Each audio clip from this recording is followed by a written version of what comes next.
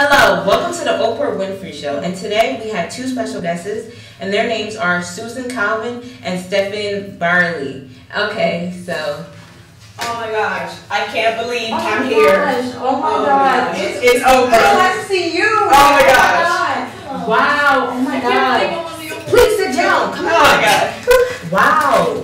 It's amazing to see. Wow, I just we can cut that over. It's lovely to meet both you guys, and for like the famous robologist. Wait.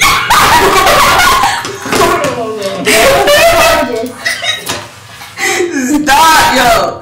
It's amazing to meet a famous robot psychologist. Wait.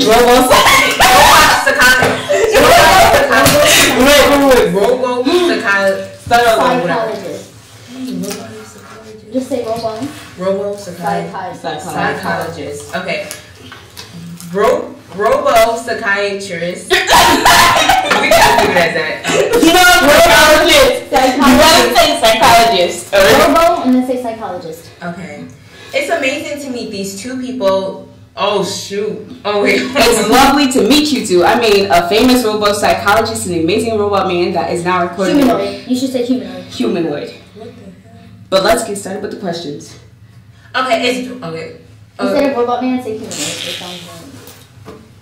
It's lovely to meet a robo psychologist. Psychologist. No, restart. It should be part of the show. You just correct it. Robo Is psychologist. amazing robot. Oh, alright. You just incorporate. Alright, continue. Like start. You can mess it up. And it's amazing. No, restart.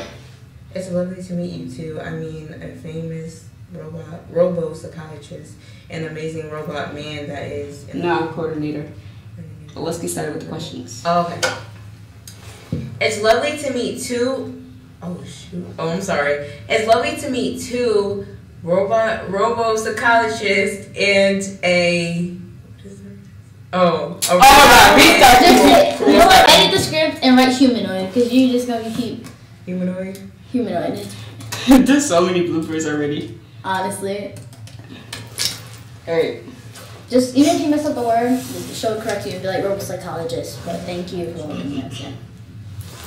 It's lovely to meet two guys, a robo psychiatrist and a humanoid. Robo psychologist. I was supposed to correct you as part of the script. Yeah, it's a part Oh. Alright, restart. But It's lovely to meet a robo psychologist and a humanoid. So let's get started with the questions. So, all right, technology has advanced. You skipped his line. you could just do it. Hit us with your best shot. Oh, I didn't know that. I didn't know that. All right. Okay. Hit us with your best shot. All right. As technology Everyone advances, do you think that Wait, can we just do this scene again? Yeah. Hit us with your best shot. And then everyone laughs and we laughs. Okay. What laughs? We laughs. Okay. Wait, what else? Is oh, just continue. Just say the line. Hit us with your best shot.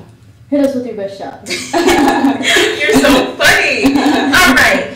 So technology has advanced. So do you think that we redefine what it means to be a human?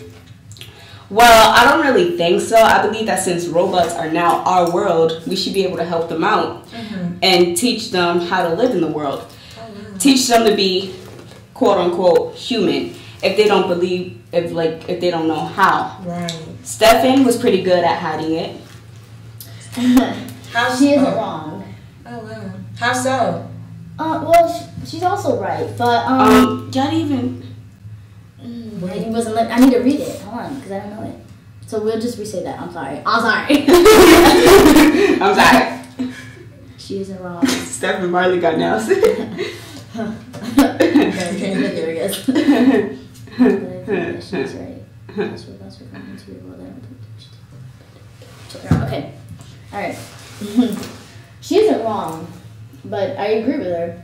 Us robots are coming into your world, but we don't have to be against each other. We can just assist each other. How so? You guys teach us your human ways, and we'll help with technology. Okay, let me just read that line again, because you're going to have to cut to that, because I didn't know the script. I didn't know it either. I just wrote it.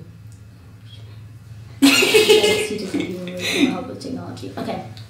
You guys teach us your human ways, and then we'll help with technology and basically, technology around the world. So, what rules or systems do you put in place to protect human machines? How would you enforce these rules? To protect humans from machines. Just say that line again. To protect humans. Wait. Oh, okay. So, what rules or systems would you put in place to protect humans? Wait. Okay. Let me just do it. Okay. What rules and systems would you put in place to protect humans from machines? How would you enforce these rules? Everyone believes that robots will eventually take over, but they only gather this information from fictional TV shows or movies and books. But have they really seen it? Well, I've actually had experience with a robot who tried to take over.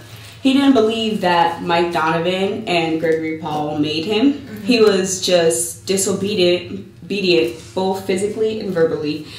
I just agreed with the 3 laws of robotics. I believe that robots should be programmed to not harm humans, and I won't stop until, that change is made. And I believe that they'll listen to Stephen Byerly. Wow. So let's talk about your experience with Robbie. Like, who's Robbie? Well, Robbie, he was the first robot ever made. I didn't actually had experience with him, but I remember being at a museum and there was an exhibit with a robot exhibit, and there was this little girl and she kept talking to the robot about Robbie until the robot exploded. I didn't know who Robbie was, but all I know was that there was never any problems with him. He followed all 3 of the rules. He was perfect. Wow. So now let's get back to QT. Explain his situation.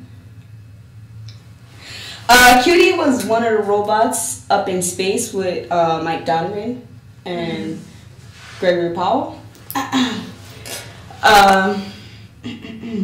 Alright, let's start that over. I feel like I'm just sitting here saying nothing.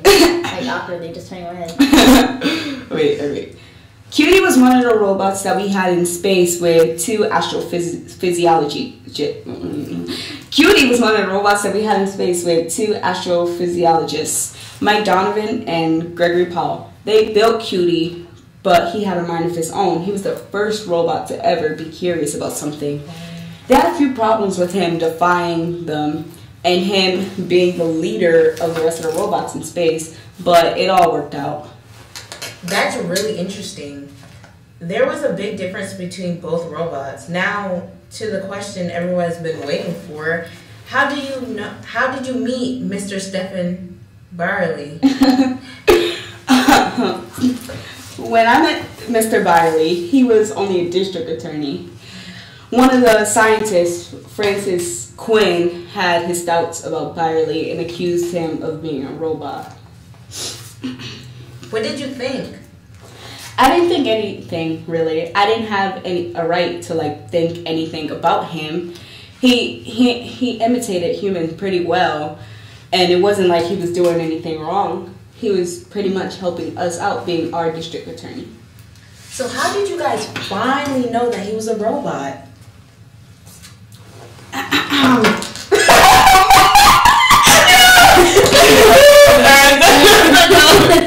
Do I have any life in her? That day she told me to have a good election and that she'd be voting for me. Alright, go.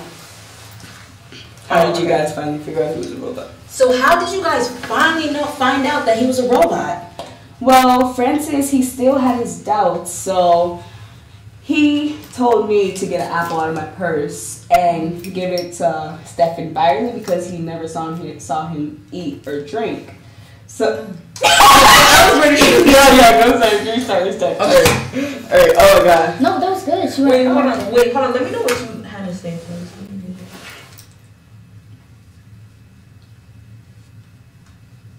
Okay. That won't quite move. Okay. So how did you guys finally figure out that he was a robot? Well, Francis Quinn, he said that he never saw Mr. Byerly eat or drink. So he told me to get an apple out of my purse and hand it to him. So Stephanie took a bite, and that was about it. We didn't know whether he was a robot or a human. And then when he was running for mayor, so a random guy came up and told him to hit him. Stephanie didn't want to do it, but he just did it anyway. And So when did this happen? how did that work? A human to be struck is merely another First robot. love. Wait, so Zen? Oh, wait. I didn't finish my part. You just. Oh, dang. So when do I stop talking? Oh, said when when? you talking about first love? No, I said I pulled thing. Mr. Byerly to the side. I told him that there was only one way a robot could be hit without breaking the first law. All right. And you say when? And then Just say when, like when would that be? When and then you say when. Okay, then you talk after her. Okay, then I respond. Okay. So we starting this over or what? Do you want me to restart it, or do you? Yeah, do you come think on. we could cut it? Oh, okay. Oh, do you want to cut it? I think I'll cut to this part again. Okay, so you want? What do you want to do? You get up and walk over here, same thing. Same thing. Oh, okay. All right then. So how did you guys finally figure out that he was a robot? Well, Francis Quinn said that he didn't see Byerly eat or drink. So we had like a test plan. I gave Francis an apple to give to Byerly, and Byerly took a bite, but we still had no proof that he was human nor a robot because he could have easily been a positronic robot. So a random man came up to Byerly one day and told him to hit him. So Byerly didn't want to, but he just did it, and the man was shocked. And when I pulled him to the side, I told him that there was only one way a robot can hit a human without breaking the first law. So when did this all happen? It's okay, you could cut that out. Just be like, when would that be? Just say when would that be? So when would that be? Wait, alright. When the human to be struck is merely another robot. Alright. When would that be? So when would that be? When the human to be struck is merely another robot. That day she told me to have a good election and that she would be voting for me. So you truly are an amazing Robo-psychologist. psychologist. I've been studying this since I was a girl. I was alive when the first robot was made, and I am now alive for the amazing positronic robot. So then how was So how was Robbie, Cutie, and Stefan different from each other? Each robot had like a different trait. One was more advanced than the other. Robbie followed all of the laws, but he was like one of those big, clunky robots. And Cutie, he was the first ever robot to have a mind of his own, to be curious. Last but not least, Stefan. He faked being human for so long. He is the most amazing piece of technology out right now. He's advanced in more ways than one. So now a question to you, Stefan. How did you become Stefan Byerly? Jeez, it's a long story. Well, we have time. The original Stefan Byerly was in a wheelchair. He built me to take his place, and I did. So how do you feel? So how do you feel that you are? Wait, hold on. Oh, so how do you feel that you were to take another life? I feel nothing. If I had the opportunity as a human, I would be very overjoyed. So, how did you know that Stephen Calvin was going to figure out the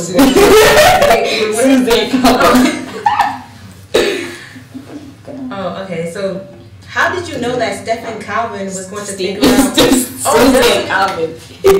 Okay. Did you know that Susan Calvin was going to figure out that you're a robot eventually? Okay, hold on.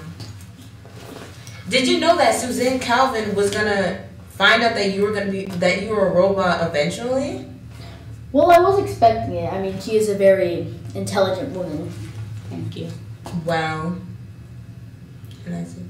Oh, you just say, well, that's about it, and you stand up and Well, be that's it like, for today. be like, well, we had an eventful day. You get a robot. You get a robot. And you get a robot. And then we dance, okay?